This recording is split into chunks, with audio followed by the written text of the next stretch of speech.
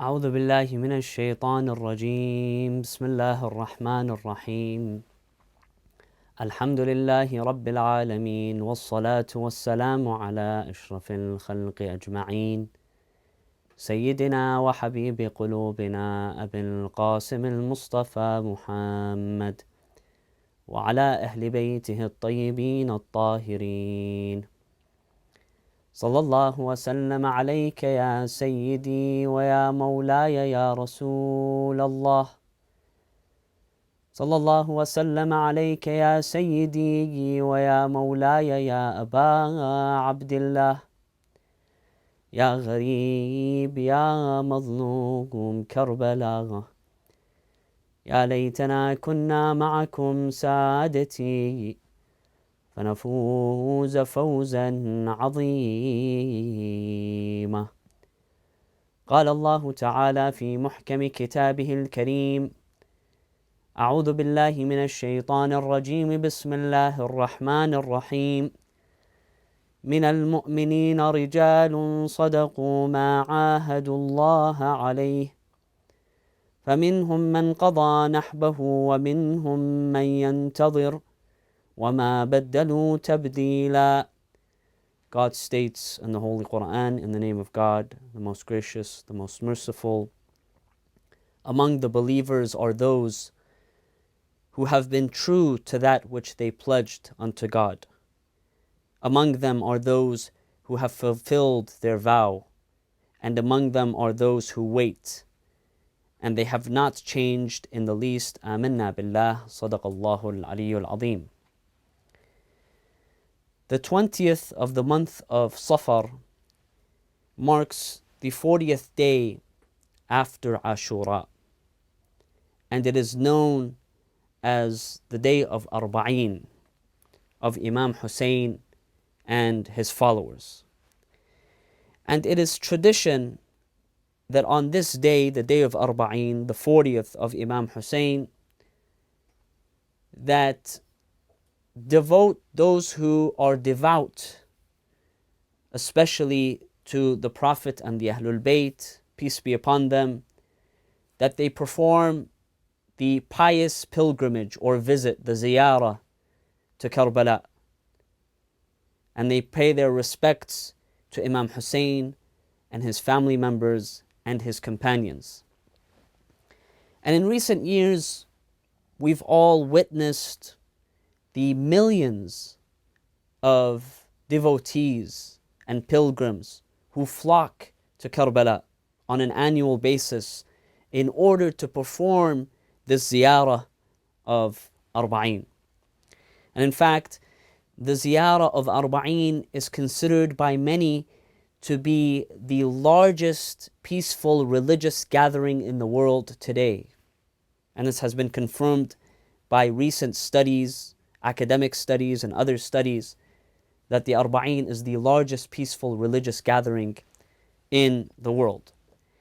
And according to our sources, the tradition of the Arba'in ziyarah was initiated in the very same year of the martyrdom of Imam Hussein. That is the 61st year after Hijrah, in the year 61 after Hijrah, after the martyrdom of Imam Hussein. And it was initiated by the well-known companion of the Holy Prophet, peace be upon him and his family, by the name of Jabir ibn Abdullah al-Ansari. And that it was Jabir al-Ansari who set the precedent for the tradition of the ziyarah of Arba'in. And thus, the millions and millions of pilgrims, those who love Imam Hussein and are devoted to the Prophet and to the Ahlul Bayt and to Imam Hussein, and who perform this ziyarah today, are indebted to this great companion, Jabir ibn Abdullah al-Ansari. And this is based on the famous prophetic statement, the prophetic hadith, whereby the Prophet tells us that whoever sets a good precedent, sunnatan hasana, whoever sets a good precedent, a good example for others, he or she will receive the reward not of just setting that precedent, but also the reward of everyone who follows suit, who follows in that example. And on the other hand, the one who sets a bad precedent is also held responsible by God for all those who follow suit and observe that bad precedent. And thus, we find that our tradition encourages us to set a good example, to set a good precedent for others, to be a good example for others, to inspire goodness in others through our words and through our deeds. The best parents, the best teachers, the best leaders, the best politicians, the best friends are those who are able to inspire goodness in others, not just by their words, but through their actions. By the good example that they present to those around them. And we know that conduct is more convincing than language. We've all heard the famous phrase that actions speak louder than words. And we know that in our lives, that when we see someone act positively or act negatively, this has a greater impact than simply hearing someone speak positively or hearing someone speak negatively. And this is why we're always encouraged. As parents, we are encouraged to set a good example for our children. Not just to tell them to be respectful, not just to tell them to be truthful, not just to tell them to be pious, but to teach them how to do so through our own conduct and through our own example. As I said, the best of friends are those who lead by example, those who inspire goodness in others through their conduct and not just through their words. And so, Jabir ibn Abdullah al-Ansari, based on setting this great precedent of expressing devotion to the Prophet, peace be upon him, first and foremost, and to the holy household, the prophetic household, the Ahlul Bayt, peace be upon them, Jabir ibn Abdullah al-Ansari receives the equivalent of the rewards of all of those who participate in the ziyarah and in the devotion of Imam Hussein alayhi salam during Arba'in. And in fact, we find that this tradition that began with Jabir and those who came with him from Medina to Karbala to visit Imam Hussein after the Imam's murder in Karbala and his martyrdom, he and his companions and family members, that the tradition after it was set by Jabir ibn Abdullah al-Ansari, it was also endorsed by the Imams of Ahlul Bayt, peace be upon them. And thus we find that our major scholars and traditionists, they include a famous report, a famous hadith attributed on the authority of Al-Imam al-Askari alayhi salam, the 11th Imam, whereby the Imam says that there are 5 outward symbols of a true believer. And he notes these 5 symbols or 5 signs. He says, Alamatul mu'min khams. The outward signs of a believer are 5. Salat ihda wa khamseen. The first of these is that he or she observes on a daily basis 51 units of prayer. What is this 51 units of prayer? The 51 units of prayer are the number of mandatory units, 17 in the 5 daily prayers. They have 17 altogether, 17 units, plus the recommended, the mustahab or the nawafil prayers, which are 34 units, together make up 51 units of prayer. The Imam says this is a sign of true belief, that one goes beyond not just what one must do, but also goes beyond. Continues to strengthen one's relationship with God by doing extra salah, by prostrating more before God.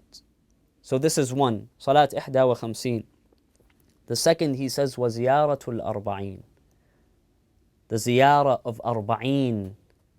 The tradition of Arba'in, according to the 11th Imam, Al-Imam al-Askari, alayhi salam, is one of the signs of true faith.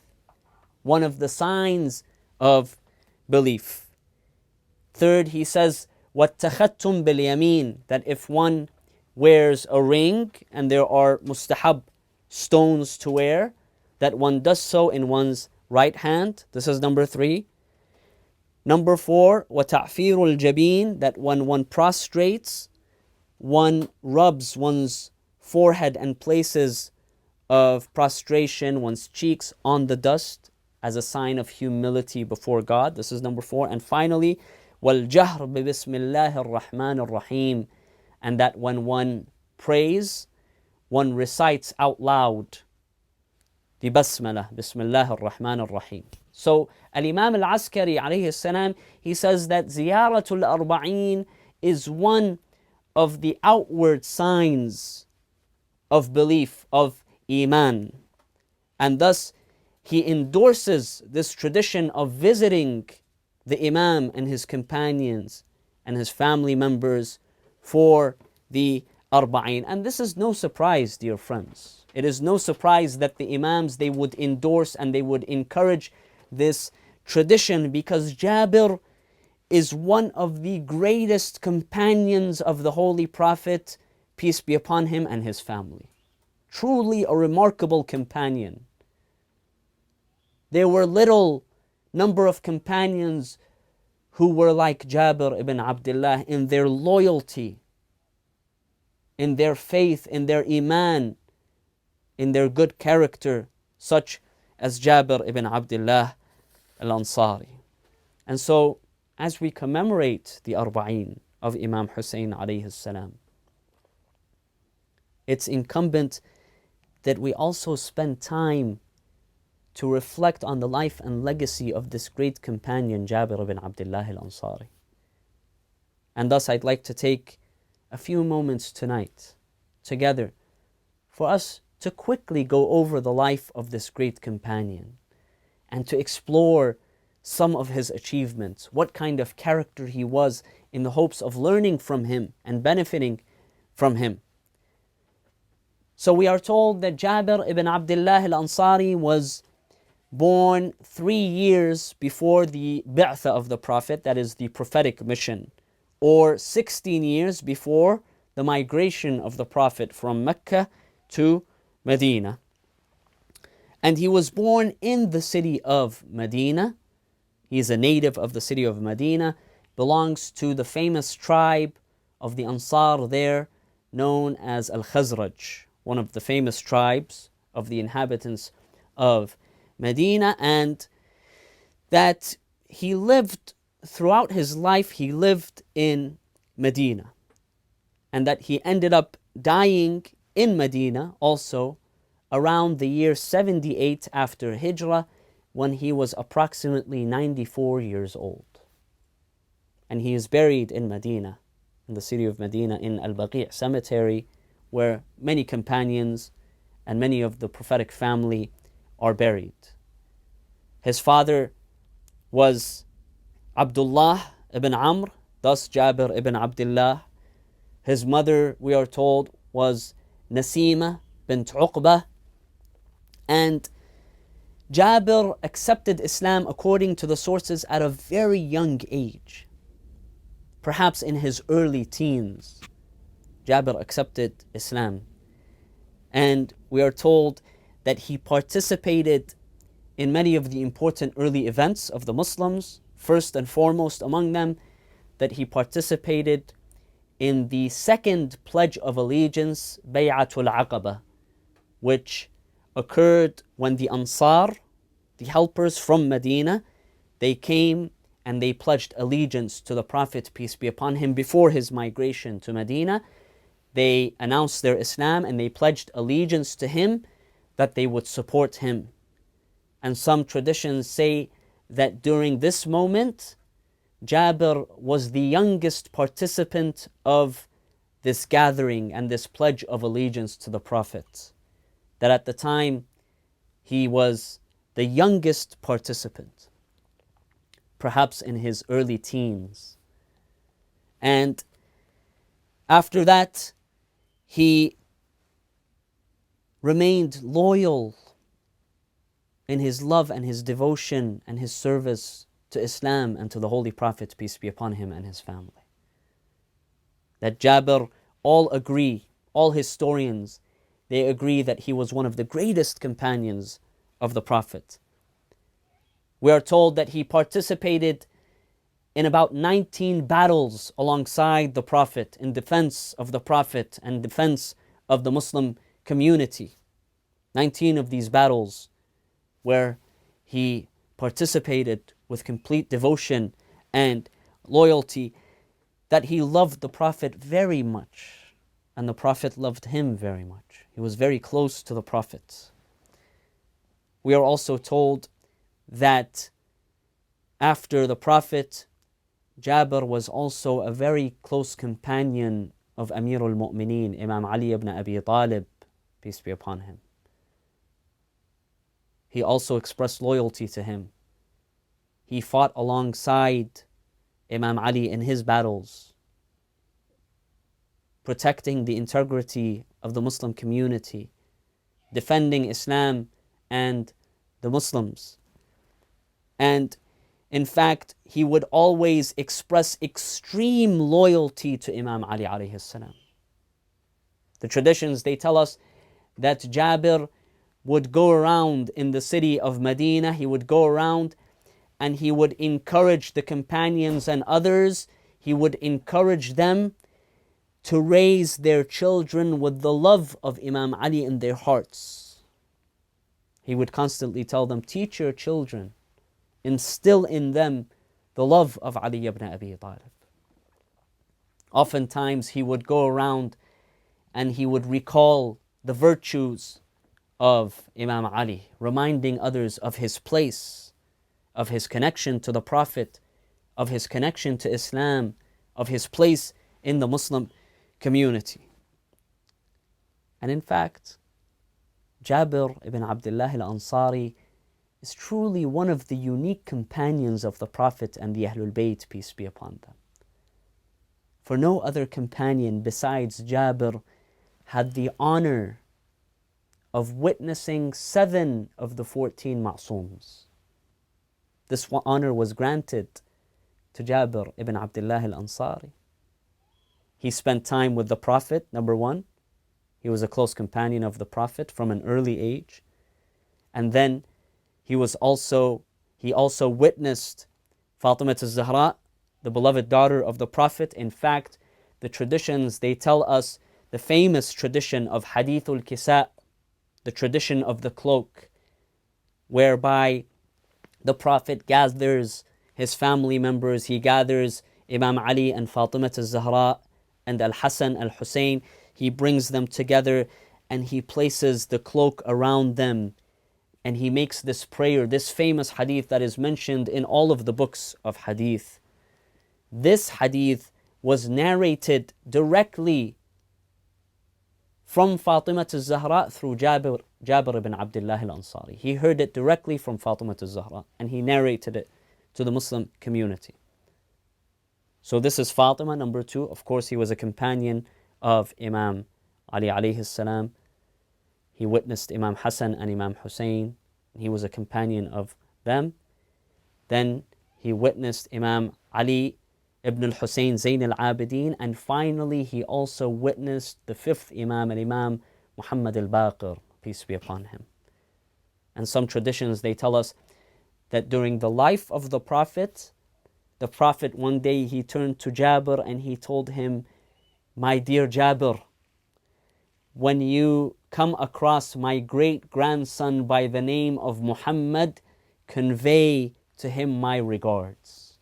At the time, Jabir did not know, he was not aware, but the tradition says that when Al-Imam al-Baqir was a young boy, one day Jabir, he saw him and he relayed that salam. He told him, Yabna Rasulillah, during the life of your great-grandfather, the Holy Prophet, peace be upon him, and his family, he asked me to convey his regards to you, and thus now I convey my regards. I convey his regards to you. And so Jabir was unique.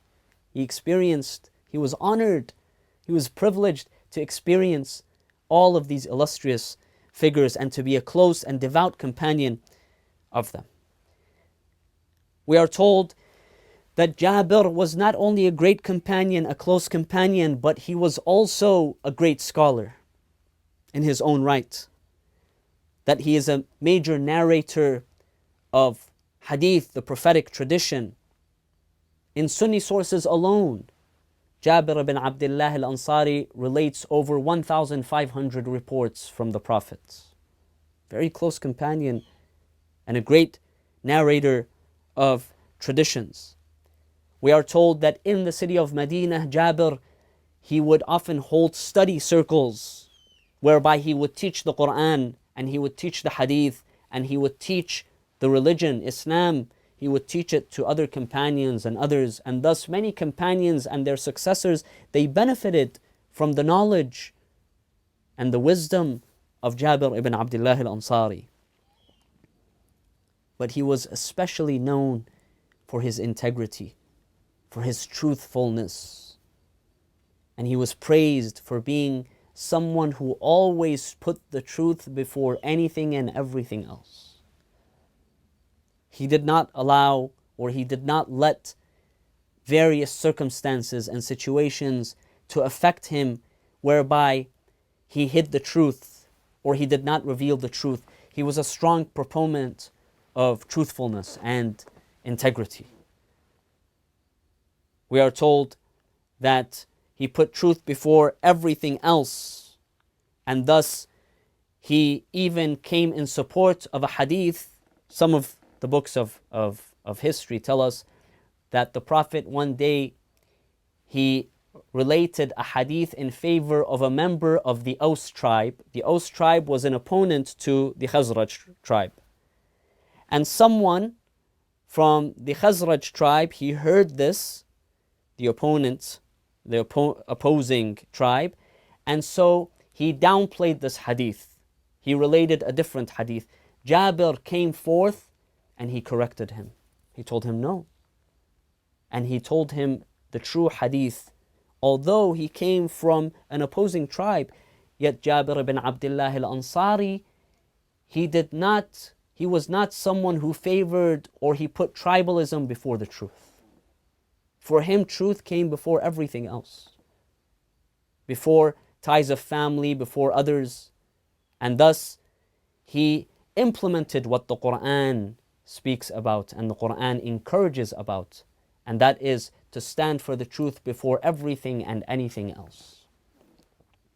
And this is why Imam Hussein alayhi salam, on the day of Ashura, when he stands before the Umayyad army and he begins to proclaim to them, he says, if you don't believe me, ask those among you who you will believe. And he mentions specifically, he says, ask Jabir ibn Abdullah al-Ansari, and he will tell you that I say the truth about the Prophet, considering me and my brother as being the masters of the youth of paradise.